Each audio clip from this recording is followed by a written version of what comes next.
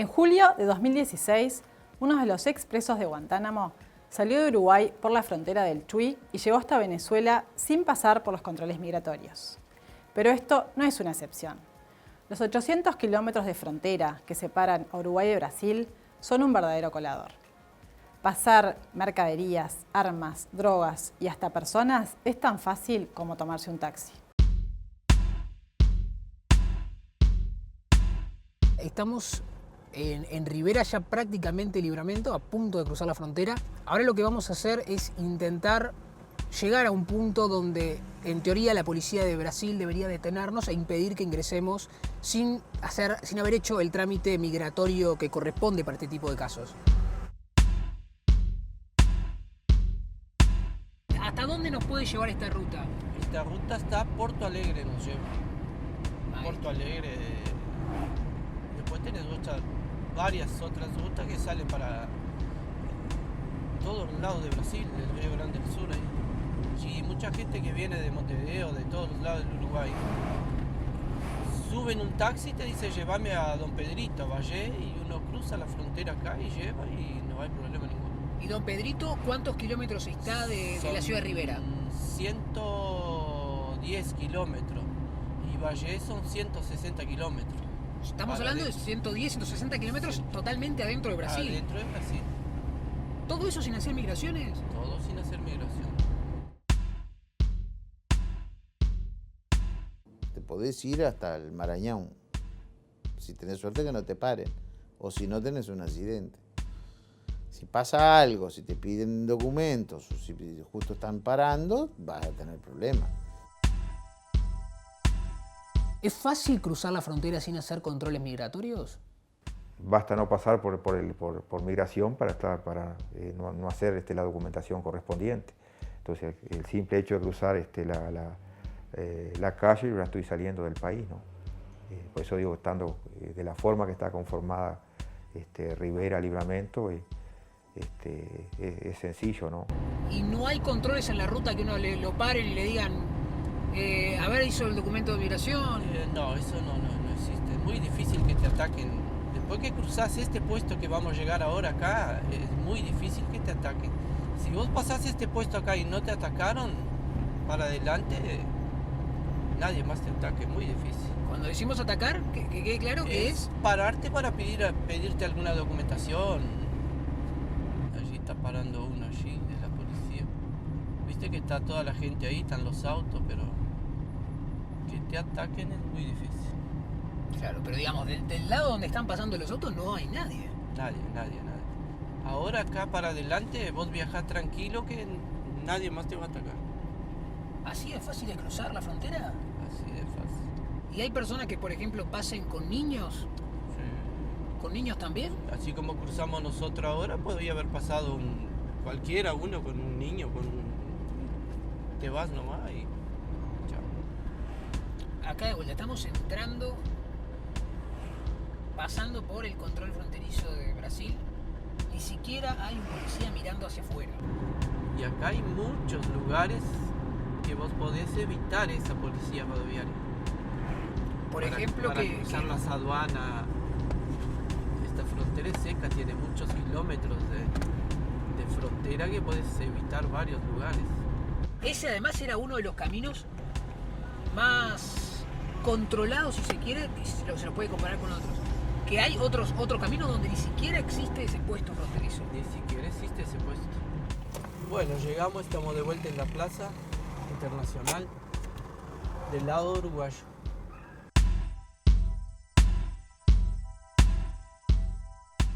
Estamos con el juez penal Marcos Seijas, juez de Atlántida ahora, pero que estuvo en Rivera entre 2010 y 2014. Juez, muchas gracias por estar aquí. Buenos días. ¿Cómo se hace, como veíamos en este video, en una ciudad donde es tan fácil saltarse los controles, cómo se hace para hacer cumplir la ley? No, hacer cumplir la ley, cuando llegan los casos a nuestra resolución, a nuestro conocimiento, la hacemos cumplir.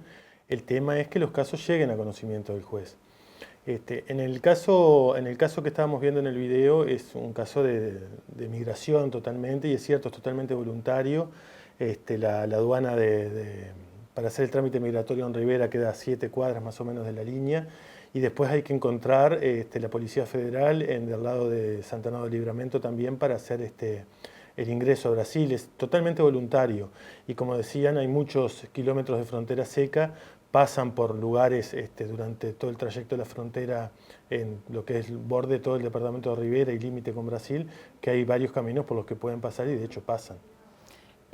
Muchas veces se dice, ¿no?, que las bandas de narcotraficantes o de trata de personas incluso utilizan la misma ruta que se utiliza para el contrabando para cometer los delitos. ¿Qué características tienen los delitos que se cometen en la frontera? Usted sabe que en mi experiencia sí tuve muchos y procedimientos muy grandes de contrabando, que generalmente vienen de Brasil y de Paraguay, sobre todo cigarrillos de origen paraguayo. Después también tuve mucho tema de ingreso ilegal de marihuana al Uruguay, que se detectaba en el puesto de Manuel Díaz generalmente, porque, como pasó en el video, pasaban por la frontera sin ningún tipo de control. Y un poco la ruta era ciudadanos paraguayos que venían en autos argentinos con documentación falsa argentina, se quedaban una noche en Santa Ana y después ingresaban a nuestro país o por los puestos de Rivera, que fue lo que me tocó trabajar a mí, o si no acá en Atlántida descubrimos un lugar, un depósito de marihuana que habían ingresado por Río Branco. Después también se da mucho el delito de contrabando al revés, se da mucho sobre todo cuando venían muchos brasileños a comprar a los free shops. Compraban una cantidad enorme, no sé por qué decidí que después terminaban en Florianópolis, y ellos ingresaban por Brasil, o sea, hacían 4 cuadras hasta el free shop, por ejemplo, y después se iban por la ruta 27, la que va rumbo a Bichadero, y por esos caminos que refería el taxista de la nota, se iban para Valle, que es la ciudad importante, más cercana, además de Cuaraí y Uruguayana, que son las más cercanas a Rivera. Claro. Y en los casos, por ejemplo, como veíamos con las vulnerabilidades que hay, ¿no?, en la frontera, en el caso de cierre de fronteras, pero muchas veces se dice, se le cerró la frontera a tal persona, pero como quedó claro, puede pasar. No, sí, el cierre de fronteras se dispone, pero hay en algunos lugares que es imposible practicarlo. Es imposible practicarlo en el Chuy. Es imposible practicarlo en toda la frontera seca que tenemos con Brasil. Con Argentina no, porque tenemos la frontera con el río Uruguay en el medio, pero en general no. Bueno, igual si quisiera una persona pasar en un barquito. Sí, también se hace, eso sí, es una medida que se dispone, pero su cumplimiento es difícil porque obviamente no hay personal para que esté cubriendo toda la frontera. También cada tanto como que se anuncian, ¿no?, medidas, bueno, que se van a poner más controles, que se va a hacer esto, que se va a hacer lo otro, que se va a destinar más recursos, que se le va a quitar la tarea al Ejército y se le va a dar al Ministerio del Interior. Sin embargo, siguen pasando delitos, sigue pasando contrabando. ¿Es imposible combatir el delito? Lo que pasa es que el delito se va reinventando y se van reinventando en todas formas. También en las formas tecnológicas vamos corriendo atrás del delito.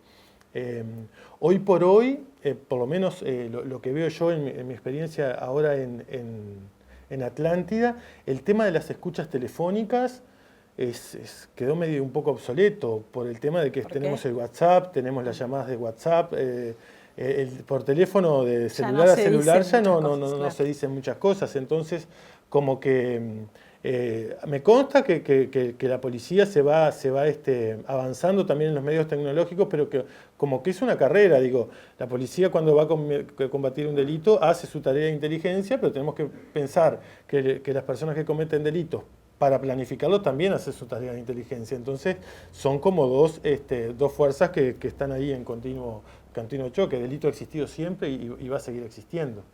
Muchas gracias por habernos acompañado. La frontera, como veíamos, cuando se habla de delitos, bueno, el contrabando es uno de los delitos más importantes en la frontera y un equipo del Observador que estuvo allí nos va a contar más de este tema. En la frontera el contrabando muchas veces no es visto como un delito y más allá de los grupos que trafican en grandes cantidades, existe un pequeño contrabando de hormiga de personas que van y cruzan la frontera para comprar un surtido, los materiales para arreglar su casa y del que de alguna manera terminan sobreviviendo muchas familias. Es importante recordar que Artigas y Rivera, además de ser los departamentos que tienen las ciudades más grandes de la frontera, también son los que tienen mayor porcentaje de hogares pobres. Rivera, por ejemplo, 11,7% de los hogares son pobres. En Artigas eso es el 9,5%, cuando el promedio nacional es de 6,2%. Viajamos a Artigas, donde vimos como muchas familias viven de cruzar contrabando desde Quaraí. Lo hacen en lo que se llaman picadas. Este tránsito es constante, a pocos metros del puente internacional, o sea, a los ojos de todo el mundo y sin ningún control. Vamos, che. Nosotros nos levantamos con algo incierto en la cabeza, ¿entendés? Nos levantamos y nos vamos a la guerra. Si traemos un fruto, traemos, pero si no, volvemos y al otro día de nuevo y de nuevo. Yo era trabajador, fui albañil, carnicero, trabajé en varios trabajos, pero no sé si es crisis o lo que no. Ya los patrones no pueden tener 3, 4 trabajando. Entonces, eso es un medio de sobrevivir. No hay en decir un por qué hacer el contrabando o lo haces el contrabando porque te gusta, no. Lo hacemos por la plata del día a día. Si no pudiéramos hacerlo, lo hacíamos. Pero la vida te lleva a eso. Dale. La picada son zonas del río en las cuales nosotros podemos pasar a pie para el otro lado y de allá para acá, caminando, prácticamente sin mojarnos. Y por ahí pasan carros y botes también, en forma casi permanente. Estamos actuando sobre eso, pero es una situación cultural ya el menudeo, el contrabando es un menudeo, ¿verdad? Yerba, azúcar, café y cosas pequeñas. Y erradicarlo, no sé cómo sería, ya viene de nuestra independencia, digamos, de una situación en que pero siempre se van a dar, ¿no? El miedo uno no lo deja de lado cuando uno sale y ve los bebés durmiendo y que tenés que volver con el pan de cada día nomás. El miedo lo dejamos de lado, porque mirá que si viene el empresario y te dice vamos a trabajar, lo tomamos en la hora, porque mirá que es un sacrificio no es. Uno la ve fácil, pero no. La es muy difícil para hacer. El contrabando es cotidiano, es permanente. Hay mucha gente, gran parte de la gente que vive en las orillas del río Quaraí vive del contrabando. O sea, pasando no solo el contrabando de Brasil para Artigas, sino que de Artigas para Brasil. Por más que tú pongas un policía, un aduanero agarrado del brazo durante todo el trayecto del río, siempre lo van a estar pasando. Es un contrabando que se dice hormiga, pero también a su vez permite a mucha gente de Artigas instalar como medio de vida sus almacenes de barrio, que corren con la ventaja de que pueden dar libreta para pagar cuando cobran los sueldos, fin de mes, todo eso. Eso ayuda bastante. Y Artigas es el departamento del país que tiene el mayor índice de desocupación y bueno, influimos menos del 0,1% en lo que es la economía nacional. Imagínate que afecta poco. Ahora yo me llevo la plata de la comida al mediodía. Son 300 pesos, que a veces no da ni para una comida razonable. Si vas a comer bien, te gastas 400 pesos. Si van a poner, por ejemplo, barreras acá que compliquen, son trabajos de 50, 100 familias que se complican. Es una cosa ilegal, pero para nosotros es un trabajo, porque es un ganapán. Además de la actividad delictiva para la que se presta la frontera, como veníamos viendo, la vida en la frontera tiene muchas particularidades, ¿no? Sí, son 800 kilómetros que nos separan o nos unen con Brasil, donde de cada lado viven 140.000 y 140.000. Esas sociedades que están allí, de alguna manera están muy integradas.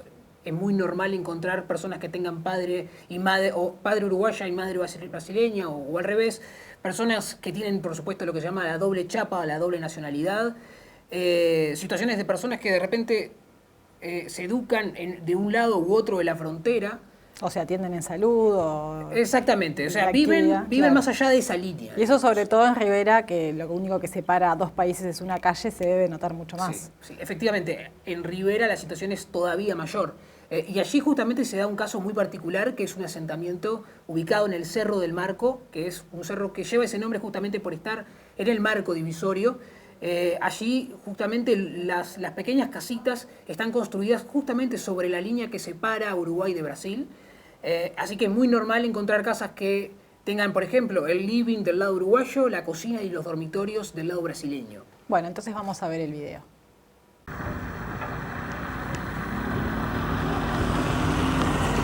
A 20 minutos de la ciudad de Rivera, la avenida Conrado Goncalves es un ejemplo de unión entre Uruguay y Brasil.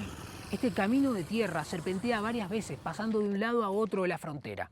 Ahora, por ejemplo, estamos del lado uruguayo y solamente lo sabemos por aquel monumento de hormigón. Ese monumento marcará la línea divisoria, una línea que es imaginaria y que aquí en Rivera cada tanto se funde.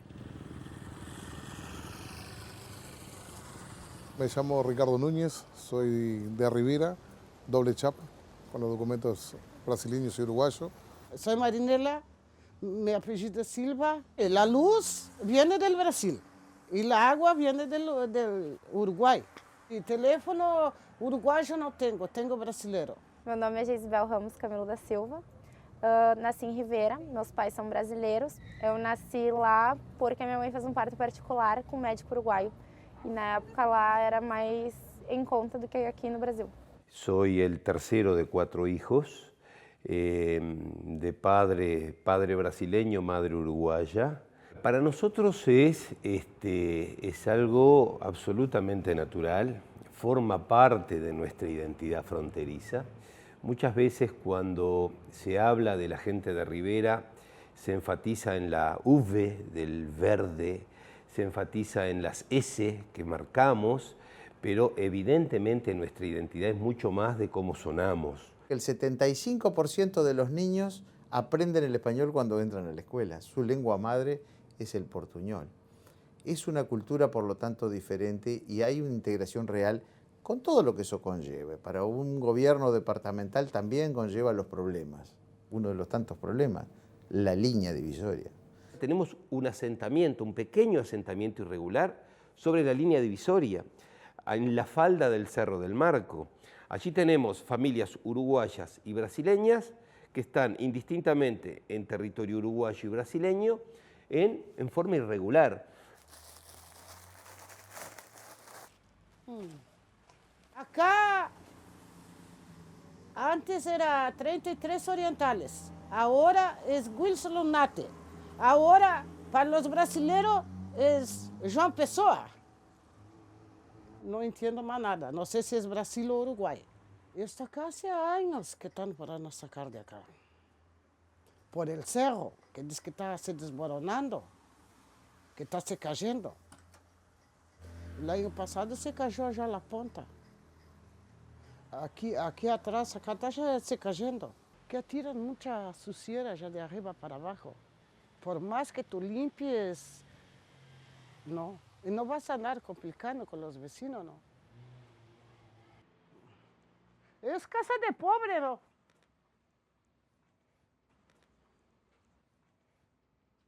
Sí, estoy arreglando despacito. ¿Pero traen los otros más grandes o no? Sí, traigo, sí. Ah, bueno, está mucho. Estamos, yo acá vivo con mis hijos, mi señora acá en Rivera, pero también tengo paradero en Livramento, en Brasil.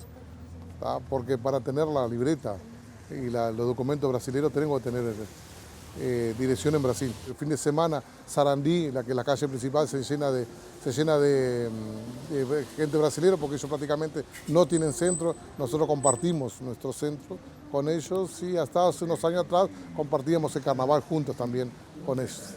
Cuando juega Brasil, hace un gol Uruguay, acá vuela la ciudad con bombas, cohetes y todo, y después viceversa, los brasileños. Pero cuando termina el fútbol, ya va toda la parte de la policía hacia la línea divisoria y ponen la valla y no dejan ni los uruguayos pasar para acá, para allá, ni ellos pasar para acá.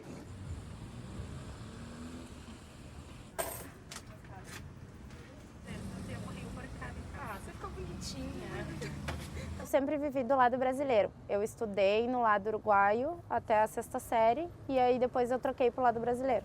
Então, fiz todo o colegial lá. Eu sempre tive essa divisão. Eu cruzava a linha, eu falava só espanhol, até com os meus pais.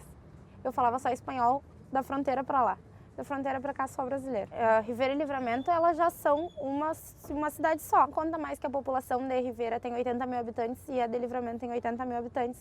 A gente conta como se fosse 160 a mesma população. E as pessoas vêm para Livramento, dormem em Livramento, mas vão comprar em Rivera. Então já conta como uma cidade só. E a gente depende um da economia do outro. Eu sou nem uruguaia nem brasileira, mas fronteiriça. Estamos con Ignacio Bartesagui, director del Departamento Internacional de la Universidad Católica, para seguir hablando del tema de las fronteras como un problema, ¿no? Porque venimos viendo, bueno, todos los problemas que generan. Entonces, te quería preguntar a nivel del Mercosur, ¿qué está pasando con el tema de las fronteras? Sí, bueno, lo primero que hay que decir es que el Mercosur pretendía tener mayor integración a nivel de fronteras, porque del momento en que vos instrumentás una unión aduanera, ya las fronteras aduaneras desaparecen, ¿no? Claro. Y esto está muy vinculado con el contrabando que se hablaba anteriormente. Y además fue más allá, fue un mercado común, lo que supone la libre movilidad de todos los factores productivos entre los que están las personas. Claro. Entonces imagínate que la idea inicial de Mercosur pretendía que uno pueda circular libremente por todas las fronteras de los miembros, cosa que no ocurre. Claro. O que pueda uno trabajar, o que pueda uno tener servicios en otro país. Entonces, en realidad, el Mercosur, por supuesto, quedó por el camino en esos objetivos originarios y eso hizo que todavía tengamos fronteras bien delimitadas y problemas crecientes porque, por supuesto, el crimen organizado crece, especialmente en los países mayores del Mercosur como Brasil y Argentina. Claro, justamente te iba a preguntar eso, frente a nuevas amenazas como el narcotráfico, como el terrorismo, ¿qué pasa con las fronteras? Ese es el gran desafío, porque las fronteras todavía tienen como una doble visión, ¿no? La visión clásica de la soberanía, donde los estados ejercen su soberanía y el derecho interno, y después la visión moderna, que tiene que ver con atacar todo esto de las crisis migratorias, del terrorismo, del narcotráfico, ¿no? Todo lo que es el crimen organizado, ¿no? Y ahí está el desafío, porque para eso se necesitan instituciones muy fuertes y estabilidad y bajos índices de corrupción en las instituciones. Eso es lo que más preocupa en la región, claro, donde no hay estados muy fuertes, donde hay inestabilidades políticas y donde además hay elevados índices de corrupción, claro, que afectan, por ejemplo, a la policía, que afectan en algunos casos a los jueces. Entonces, eso, lógicamente, provoca una tensión, un llamado de atención a un país pequeño, con fronteras relativamente controlables, como es Uruguay, pero que hay que no perder de vista que este va a ser un problema creciente como ocurre a nivel internacional. Y en el plano internacional, bueno, que sos estudioso de esos temas, ¿hay otros ejemplos de fronteras paradigmáticas donde se está trabajando y se han hecho cosas?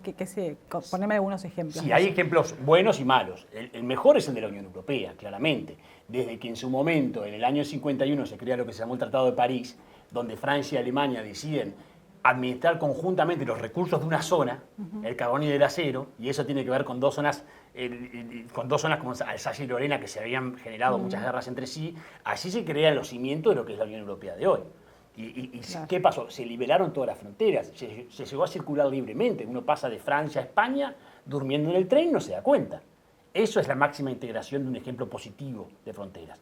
¿Qué es lo que hace, Natalia? Hace que el nivel de desarrollo, las diferencias de desarrollo entre los dos estados que se integran sean menores. Claro. Si vos tenés un país muy rico al lado de un país muy pobre, por supuesto que no vas a poder tener una integración de estas características. Entonces, la integración de la Unión Europea es un buen ejemplo de ese punto de vista. Hay malos ejemplos también, como por ejemplo lo que ocurre en México, ¿no? Que es una frontera muy poco controlable, de más de 3.000 kilómetros, con muchos estados de un lado y de otro, con el narcotráfico, con las dificultades que está generando, pero que también tiene esa contradicción de la integración económica. Claro. Porque Estados Unidos produce en México. Claro. Y muchos empleados de México trabajan en Estados Unidos. Y entonces es muy conflictivo porque en realidad hay una doble agenda. Hay una integración económica que hace que ya se producen zonas. Entonces la producción se hace en zonas con las cadenas globales de valor y eso derrumba las fronteras. Entonces hay una integración muy fuerte. Pero por otro lado aparece las crisis migratorias, el terrorismo, entonces volvés para atrás. Incluso Europa volvió para atrás. En algo que se llama espacio Schengen, que uno podía circular libremente sin ni siquiera controles migratorios, ahora lo suspendió. ¿Por qué? Por la crisis migratoria y por el terrorismo. Claro. Entonces, a nivel internacional las señales son de que hay muy buenos ejemplos de cooperación, incluso los tiene Corea del Norte y Corea del Sur, con una zona desmilitarizada donde tuvo en su momento empresas. Hyundai llegó a tener empresas en Norcorea trabajadas por norcoreanos. Entonces, hay muy buenos ejemplos. Lo que ocurre es que está esta tensión de lo clásico con lo moderno. ¿Cómo enfrentamos el terrorismo? ¿Cómo enfrentamos las crisis migratorias? Para eso se necesitan recursos y siempre está este cuestionamiento de darle más recursos a las fuerzas de seguridad, lo que es un error. Pero bueno, ahí estamos solucionando todas estas tensiones, ¿no? Bueno, Ignacio, te agradezco mucho por haber venido. Bueno, yo me despido y les recuerdo que el informe completo va a estar en la página web del Observador y en observadortv.com.uy.